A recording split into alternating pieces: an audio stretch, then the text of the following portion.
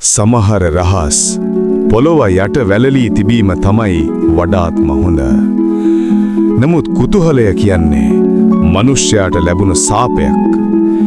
ඒ සාපය නිසාම අපි නොයා යුතු තැන්වල යනවා, නොකළ යුතු දේවල් කරනවා.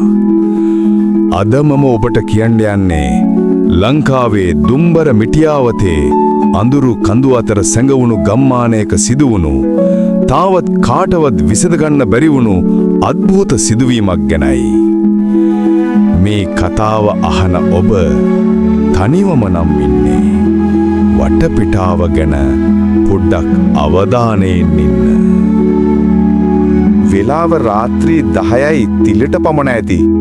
එදා හෝරා ගණනාවක් තිස්සේ මහා වැස්සක් ඇදහැලමින් තිබුණා. ගුණේ මාමා හිටියේ Tamanගේ පැල්පතේ දොර රෙද්ද අස්සෙන් එළිය බලාගෙන.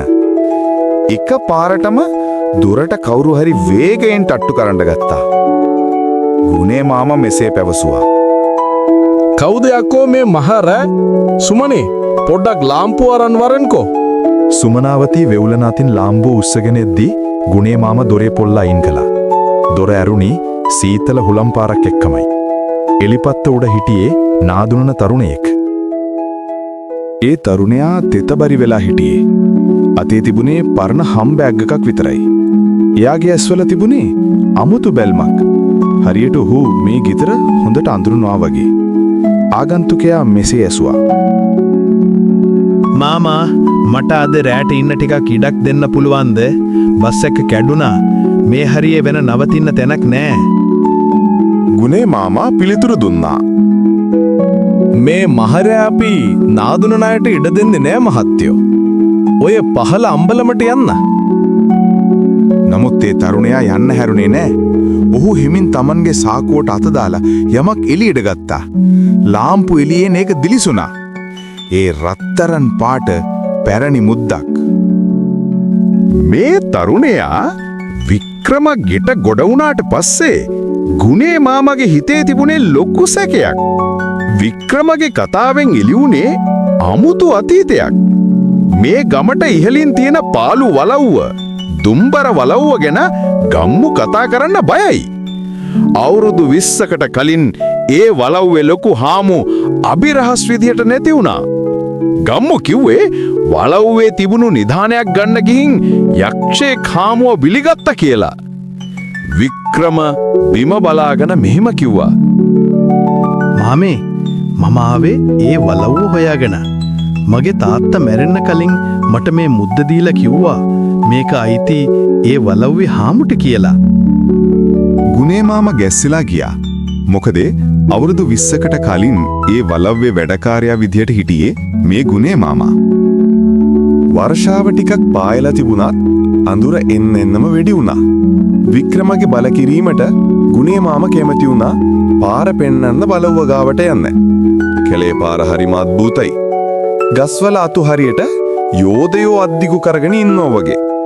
යන අතර මගදී ගුණේ මාමට දැනුණා කවුරු හරි එයාලගේ පස්සෙන් යනවා වගේ.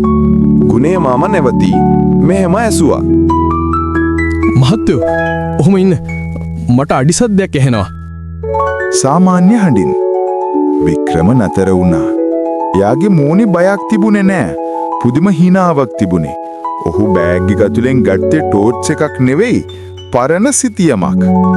වික්‍රම රහසින් වගේ මෙහෙම කිව්වා. මාමේ බය වෙන්න එපා. ඒ එන්නේ අපේ ආරක්ෂකයෝ නෙවෙයි, නිධානේ මුරකාරයෝ. වලව්ව ඇතුලේ තිබුණේ මරණයේ නිශ්ශබ්දතාවය. හැමතැනම දූවිලි. බිත්තිවල එල්ලා තිබුණු ලොකු හාමුගේ පින්තූරේ දිහා බැලුවම ගුණේ මාමාට හිතුනේ හාමු පන පිටින් ඉන්නවා වගේ. වික්‍රම කෙලින්ම ගියේ වලව්වේ මැද සාලේ තිබුණු ලී පෙට්ට ගමක් ළඟට. ඔහු අර මුද්ද පෙට්ට ගමේ යතුරු දාන හිලට තිබ්බා. පුදුමයි. ඒක හරියටම ගැලපුණා. පෙට්ට ගම ඇරෙන සද්දෙත් එක්කම මුළු වලව්වම දෙදරන්න ගත්තා.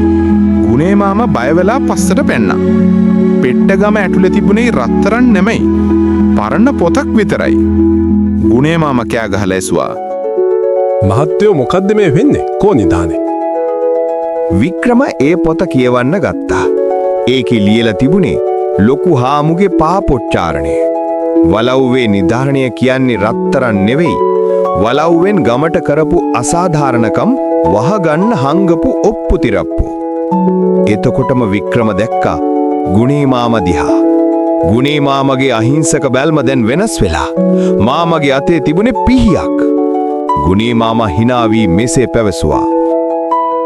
මම හිතුවා කවදා හරි කවුරු හරි මේක හොයාගෙන එයි කියලා. හැබැයි පොතෝ උඹ පරක්කු වැඩි. ඇත්තටම ලොකු හාමුව මැරුවේ යක්ෂයෙක් නෙවෙයි. එදා ඒ නිදානිය හොරකම් කරන්න ගිය ගුණේ මාමතින් තමයි හාමු මැරුණේ. වික්‍රම කියන්නේ ලොකු හාමුගේ අනියම් පුතා. ඔහු ආවේ පලිගණ්ඩ. මෙතන ලොකු පොරබෙඩීමක් සිද්ධ වුණා. අන්තිමේදී දිරාගිය වලවේ වහල කඩාගෙන වැටුනේ දෙන්නවත් යට කරගෙන. පහවදා උදේ ගම්මු දැක්කේ වලව්ව සම්පූර්ණයෙන්ම විනාශ වෙලා තියෙන හැටි. ගුණේ මාමවත් අර ආගන්තුක තරුණයාවත් කවුරුත් දැක්කේ නැහැ. ඉතිරි වෙලා තිබුණේ අර පරණ පොතේ භාගයක් විතරයි. ඒ පොතේ අන්තිම පිටුවේ ලියලා තිබුණා මෙහෙම. තණ්හාව පසුපස යන මිනිසාට උරුම වන්නේ මරණය පමණි. ඔබට මේ කතාවෙන් ගන්න දෙයක් තියෙනවා නම් ගන්න. ලෝකේ හංගන්න පුරුවන් රහස් නැහැ. කවදා හරි ඒවා එළියට එනවා. මේ දුම්බර අඳුරු අස්සේ තවත් මෙවැනි කතා කොච්චර ඇද්ද? ඊළඟ කතාවෙන් හමු වෙමු.